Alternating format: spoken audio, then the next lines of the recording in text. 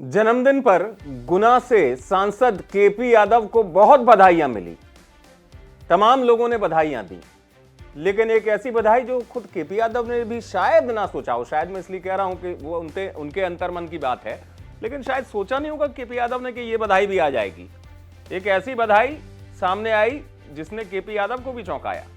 जी हां, केपी यादव जिनको हराकर देश में चर्चा में आए, उन्होंने केपी यादव को बधाई दे दी। मैं बात कर रहा हूं केंद्रीय मंत्री ज्योतिरादित्य सिंधिया की, जिन्होंने केपी यादव के जन्मदिन पर बधाई दी।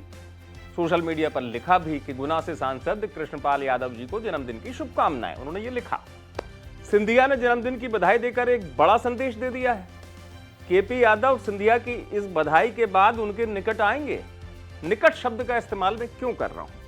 दरअसल गुना से लोकसभा चुनाव में ज्योतिरादित्य सिंधिया को मात दी थी केपी यादव ने, और कहा जाता है वो केपी यादव जो ज्योतिरादित्य सिंधिया के बड़े प्रशंसक थे और उनको फॉलो किया करते थे, उनके पीछे चला करते थे, उन्हीं को उन्होंने हरा दिया चुनाव में। और उसके बाद जो दौर शुरू हुआ 2019 के बाद, ज्योतिरादित्य सिंधिया कांग्रेस से बीजेपी में आ गए। उसी बीजेपी में, जिस बीजेपी से कृष्णपाल यादव ने चुनाव जीता, और गुना वो क्षेत्र ज्योतिरादित्य सिंधिया का प्रभाव है, उसी गुना में केपी यादव जीते। लेकिन ज्योतिरादित्य सिंधिया ने एक कदम जरूर आगे बढ़ा दिया है इस तरीके से, और ज्योतिरादित्य सिंधिया ने ये बधाई देकर ये भी संदेश दे दिया कि वो सियासत में अदावत को पसंद नहीं करते। सियासत में अदावत चलती रहती है, लेकिन जिसे कहते हैं नैतिक मूल्य, यानी कि अपनी तरफ से गुंजाइश बनाए रखना, उसमें ज्योतिरादित्य सिंधिया पीछे नहीं रहते हैं। तो ज्योतिरादित्य सिंधिया पीछे नहीं रहे, उन्होंने केपी यादव को भी बधाई दे दी। अब आप कहेंगे कि ये बधाई के मायने केवल शुभकामनाएं तो हैं।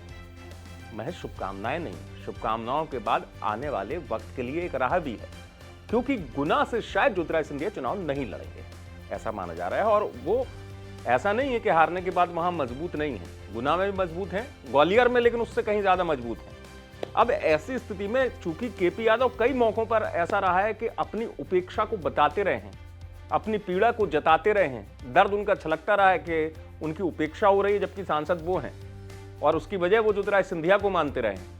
लेकिन इस बार शुरुआत नई है, नया साल है, और उस नए साल में ज्योतिरादित्य सिंधिया ने शुभकामनाएं देकर सियासत की अदावत के बीच में एक बड़ा संदेश जरूर दे दिया है। आप देखते रहे एमपी तक।